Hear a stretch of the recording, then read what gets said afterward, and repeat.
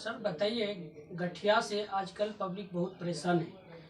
किस चीज़ से परहेज करना चाहिए या किस प्रकार से इसको बचाव करना चाहिए, इस पे आप थोड़ा पब्लिक को बताइए। सर्वप्रथम मैं अभिमन्यु जी, आप लोगों को, आप सभी को, आपके चैनल को, डायरेक्टर से लेके आप सभी को हमारी हार्दिक अभिनंदन है। मैं आपको आपको अभिनंदन करता हूं। और ये आप लोग बार बार कठिन चीज़ों को किसी डॉक्टर के नज़दीक से पूछ के उजागर करते हैं, इसे मैं एक बार आप सभी को नमस्कार करना चाहता हूं और हार्दिक अभिनंदन देना चाहता हूं। गठिया के बारे में मैं यह आपको बताना चाहता हूं, यह गठिया एक आजकल कॉमन डिजीज हो गया है। अभी भी आप देखे होंगे, मेरे सामने डीआईजी के लड़के हो गए हैं, गठिया से कितनी परेशान है, उनको चलने में दिक्कत होती है। तो मैं आज आपको गठिया के बारे में बताऊंगा, गठिया क्या है, कैसे होता है, क्या लक्षण होते हैं, क्या हम करेंगे जिससे हम गठिया से बच सकते हैं। दर्शकों, मैं आपको यह कहना चाहूँगा कि आजकल गठिया हमको लगता है कि घर घर में प्रत्येक आदमी के यहाँ गठिया का शिकायत है, जिससे कोई ना कोई लोग परेशानी रहता है। जब उम्र ढलता है, 40 साल से जब उम्र का शुरू होता है, तो जनरली आपके बोन में चेंजेज आना शुरू हो जाता है, चेंज होता है, और उसके चलते धीरे धीरे आपके जोड़ों में दर्द होना शुरू होता है। पहला दर्द जो होता है आपके दोनों ठेहुना में होता है। ठेहुना में इसलिए होता है कि पूरा शरीर का जो भार होता है वो आपके पहले भार आपका दोनों नी जॉइंट पर पड़ता है, ठेहुना पर पड़ता है। फिर उसके बाद धीरे धीरे आपके अंकल जॉइंट्स में जाता है। तो ठेहुना में जब दर्द होता है तो ये नहीं कि आज ही दर्द हो गया और आज ही बहुत तेज हो जाए, ऐसा कुछ नहीं होता है। धीरे धीरे आपका ये बोथ नी जॉइंट्स, दोनों बड़े नी जॉइंट्सों को, ठेहुना को इफेक्ट करता है। धीरे धीरे दर्द उसमें होता है, और दर्द सुबह के दर्द ज़्यादा होता है। धीरे धीरे जैसे जैसे दिन बीतता है, शाम होती है, वैसे वैसे दर्द आपका कम हो जाता है। उसमें क्या होता है, दिन में उठने के समय आपके टोटल जो बॉडी है वो पूरे रेस्ट में चल जाता है जब आप उठते हैं। और जब अपने पैर को हिलाते हैं, डुलाते हैं, नी जॉइंट को हिलाते हैं, डुलाते हैं, बाथरूम आना है, जाना है, स्नान करना है, तो देखते हैं घूमने के लिए जाना है, तो आप देखते हैं कि हमको आप जॉइंट्स में पेन हो रहा है और हमको उठने बैठने में दिक्कत हो रही है। उसमें क्या हम करते हैं, ऐसे होता कैसे है, क्यों हो जाता है भाई इतना ज़्यादा। फिर जैसे जैसे ये सब 40 साल की उम्र से ज़्यादा के लोगों को गठिया का शिकायत होता है। और जनरली जैसे जैसे उम्र उनका बढ़ता है वैसे वैसे गठिया बढ़ते चला जाता है। गठिया मर्दों के बनिस्पत औरतों में ज़्यादा होता है, और वो काफ़ी परेशान हो जाती हैं ज़्यादा मोटापा होने से, ज़्यादा लेजीनेस होने से। खान पान की बातें तो मैं लास्ट में बताऊंगा।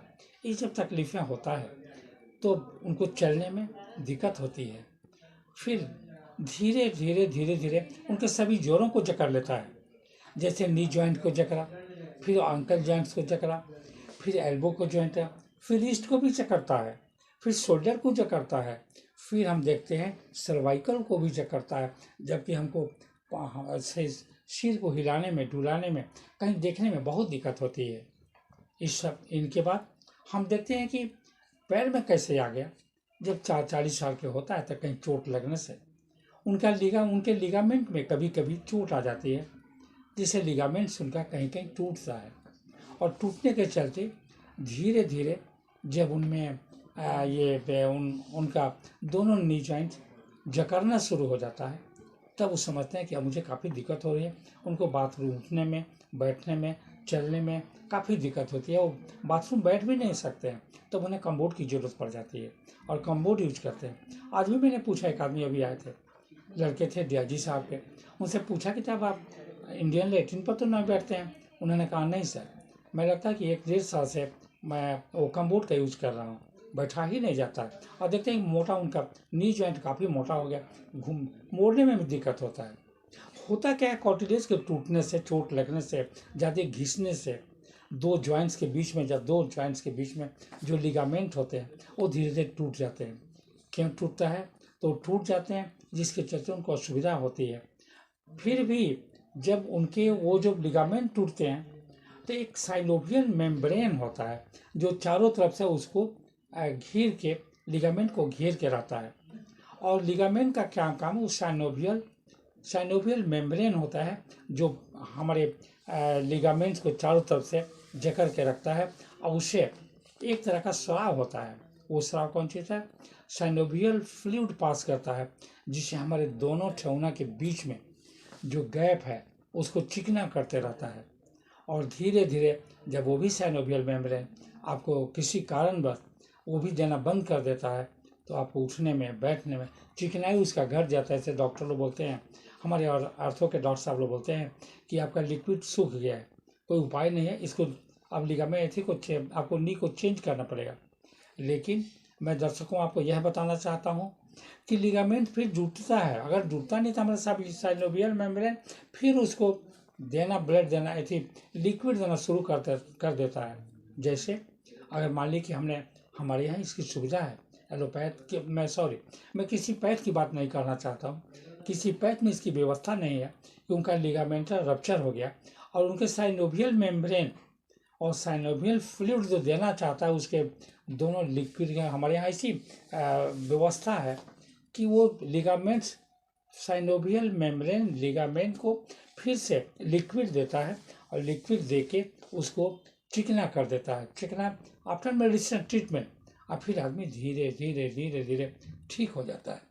मैं आपको बताऊं, उनको इतनी दिक्कत हो, इनकी दिक्कत है, इतनी की दिक्कत है कि मैं क्या बताऊं। जब हमारे यहाँ लोग आते हैं होम्योपैथ में, एज ए होम्योपैथ चिकित्सक, तो हमसे फिर उनके साइनोवियल मेम्ब्रेन को ठीक करते हैं बाई मेडिसिन ट्रीटमेंट, उनका पाँव सूज जाता है।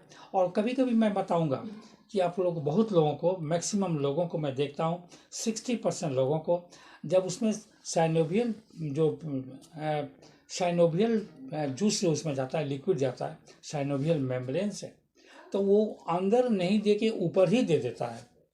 क्योंकि वहाँ रप्चर के चलते उसको दिक्कत होती है, तो ऊपर ही सूज जाता है, ठेहुना के ऊपर मस्कुलर एरिया में सूजन हो जाता है और उसमें पानी जम जाता है, जिससे हमारे चिकित्सक लोग उनको सिरिंज से निकालते हैं। पता चला कि 200 ग्राम, 400 ग्राम, 500 ग्राम लिक्विड निकालते हैं।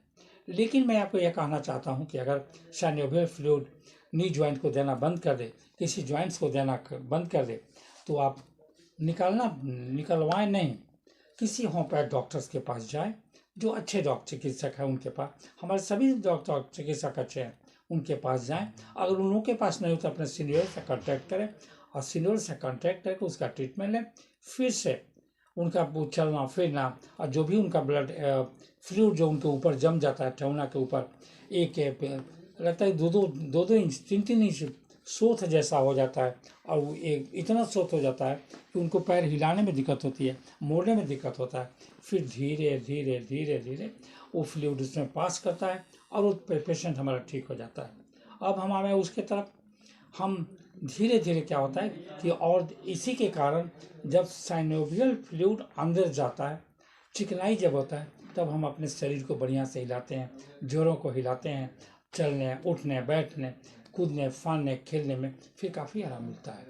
यही नहीं, हम जब देखते हैं कि उसके अलावा इसमें इतनी दिक्कत होती है कि मैं क्या बताऊं। लोग हाथ पर कंधे पर हाथ धर के अपने परिवार के साथ आते हैं ठीक करने के लिए। तो अब उसमें हम देखते हैं कि आखिर होता क्यों है इतना ज़्यादा।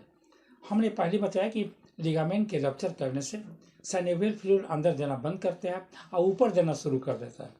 जब हम ऊपर देना शुरू करता है तब हमको ये डिजीज से ग्रसित होता है और मुझे काफ़ी तकलीफ़ें होती है।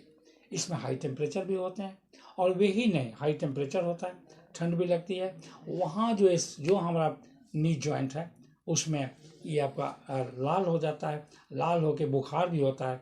और उसके साथ भी हम कभी कभी ये गलत करते हैं, आखिर ये रिमोटॉयड अर्थराइटिस है कि ऑस्टियो अर्थराइटिस है। मैं आपको बताऊं, अर्थराइटिस के डिफरेंट काइंड्स हैं, जैसे osteo arthritis, peri arthritis, rheumatoid arthritis, tubercular arthritis, वो पोलियोमाइलाइटिस जो बच्चों में ज़्यादा होता है, और ऑस्टियोपोरोसिस भी जो कमज़ोर हो जाता है। कभी कभी अगर हमारे ये इस न्यूज़ से आवश्यकता होगी तो मैं बताऊंगा कि वो ट्यूबरकुलोसिस ट्यूबरकुलर जो होता है आपका, ये ट्यूबरकुलर अर्थराइटिस होता है, वो कैसे होता है? हम बुखार होता है, फीवर होता है, फीवर होने के बावजूद भी हम अलग तरह तरह की मेडिसिनें देते हैं, तरह तरह के इंजेक्शन लगा देते हैं कि नहीं भी अर्थराइटिस होते हैं। हमको जानना पड़ेगा कि आखिर अर्थराइटिस कौन सी है। तो हम लोग एक टेस्ट कराते हैं, टेस्ट में हम देखते हैं, हम लोग उसे सीबीसी करते हैं, ईएसआर देखते हैं, यूरिक एसिड देखते हैं, एएसओ टाइटर देखें कि रूमेटॉइड अर्थराइटिस है कि नहीं, तो एएसओ टाइटर देखते हैं और आरएफ फैक्टर देखते हैं। इतनी चीज़ों की जब हम टेस्ट कराते हैं तो मुझे पता चलता है कि कहाँ दिक्कत है। अगर ईएसआर बहुत ज़्यादा हो गया तो हम ट्यूबरकुलर अर्थराइटिस की तरफ आते हैं। और आरएफ वो आपका ईएसओ टाइटर अगर बहुत ज़्यादा हो जाता है तब हम समझते हैं कि अब इनको रिमोटाइड अर्थराइटिस हो गया। रिमोटाइड अर्थराइटिस की एक भी दवा किसी पैथ में बढ़िया नहीं है जिससे रिमोटाइड अर्थराइटिस ठीक कर। उसमें क्या होता है, बड़ी बिग जॉइंट्स को, जो हमारा यहाँ अंकल जॉइंट्स है, ये आपका ये अंकल जॉइंट्स है, अंकल जॉइंट्स को काफ़ी स्टीफ कर देता है, सूजन आ जाता है और उठने बैठने में दिक्कत होती है, घुमाने में दिक्कत होता है। तब हमें देखना पड़ेगा कहीं रिमोटाइड अर्थराइटिस तो नहीं आ गया। रिमोटाइड अर्थराइटिस में एएसओ टाइटर मैक्सिमम 200 है और कभी कभी पेशेंट को देखते हैं 300 400 हो जाता है, 500 600 800 हो जाता है। मेरे यहाँ एक बार तो हमारे पेशेंट को 900 हो गया। रिमोटाइड अर्थराइटिस होगा तो मैं अपने ये श्रोताओं को ये कहना चाहूँगा कि जब रूमेटॉइड अर्थराइटिस हो तो थोड़ी सावधानी की जरूरत पड़ेगी, क्योंकि वो जब होगा तो 3 चीज़ को ज़्यादा इफेक्ट करता है। रिमोटॉइड अर्थराइटिस होगा, रूमेटिक फीवर होगा और रूमेटिक हार्ट भी होता है। अगर ज़्यादा बढ़ जाएगा तो रूमेटिक हार्ट भी होता है। उस समय हमको लिक्विड प्रोफाइल करा के देखना पड़ेगा कि उसे टोटल काउंट और ट्राइग्लिसराइड का क्या पोजीशन है। ऐसे करने से नहीं हो गया, अब सूजन हो गया तो हम अर्थराइटिस, सब चीज़ों में अर्थराइटिस से ट्रीटमेंट है। दूसरे पैथियों में पेनिड्योर का इंजेक्शन पड़ता है 10 लाख 12 लाख का 21 रोज में। हमारे उसकी ज़रूरत नहीं है। जिस पैथी में जो सिस्टम है उसे हम मानते हैं, वो भी ठीक है, सबके ठीक है, लेकिन हमारे यहाँ उसकी एक से एक इतनी अच्छी दवा है जिसको देने के बाद रिमोटॉइड अर्थराइटिस बिल्कुल जड़ से ठीक हो जाता है। अगर मान लीजिए कभी कभी उसको होता है, कभी दिक्कतें होती है, तो हम क्या करेंगे, एक बार देखेंगे। अगर उसमें हाई फीवर हो गया तब वो मुझे रिमोटॉइड अर्थराइटिस की ट्रीटमेंट देनी पड़ेगी। फिर अगर सूजन हो गया तब उसकी ट्रीटमेंट दें। बिग जॉइंट्स को जकड़ लिया, दोनों हमारे एंकल जॉइंट्स को जकड़ लिया, हिलने में डुलने में दिक्कत हो रही, बाथरूम आने जाने में दिक्कत होता, तो हमको देखना पड़ेगा ये ऑस्टियोआर्थराइटिस नहीं है, हमें रूमेटॉइड अर्थराइटिस तरफ हो। और जब अर्थराइटिस रिमोटॉइड अर्थराइटिस की ट्रीटमेंट देते हैं तो एएसओ टाइटर पॉजिटिव बताता है। और जब पॉजिटिव बनाएगा तो हमको ध्यान रखना पड़ेगा कि रिमेटिक अर्थराइटिस तो है, रिमेटिक फीवर भी है, रिमेटिक हार्ट नहीं हो जाए। अगर हार्ट भी होता है रिमेटिक फीवर तो उसमें भी बुखार होता है। अगर किसी तरह की ज़्यादा दिक्कत हो जाए तो हार्ट को भी ज़्यादा इन्वॉल्व करता है। तो हमें उसको भी बचाने के लिए बराबर ध्यान देना पड़ेगा कि हम वो रिमोटॉइड अर्थराइटिस की तरफ नहीं आवे दें। अगर आ जाए तो हम जल्दी ठीक कर दें। इसलिए ऑस्टियोआर्थराइटिस में लिगामेंट भी टूटते हैं, उसमें साइनोवियल मेम्ब्रेन फ्लूइड देना अंदर बंद कर देता है, सूजन होता है, उठने बैठने में दिक्कत होती है, हाई टेम्परेचर होता है, वहाँ का जो प्लेस है नी का वो लाल हो जाता है और पेशेंट का उठना बैठना बहुत दिक्कत होती है। आज हम रिमोटॉइड अर्थराइटिस और ऑस्टियोआर्थराइटिस की हम बात करेंगे। दूसरी बात हमारी अगर मौका मिलती है तो हम अपने श्रोताओं को ऑस्टियोआर्थराइटिस की बात, ऑस्टियोआर्थराइटिस रिमोटॉइड अर्थराइटिस की बात अभी कर रहे हैं। 2 मिनट में आपको बताएंगे कि रिमोटॉइड अर्थराइटिस बता दिए और ऑस्टियोआर्थराइटिस बताए।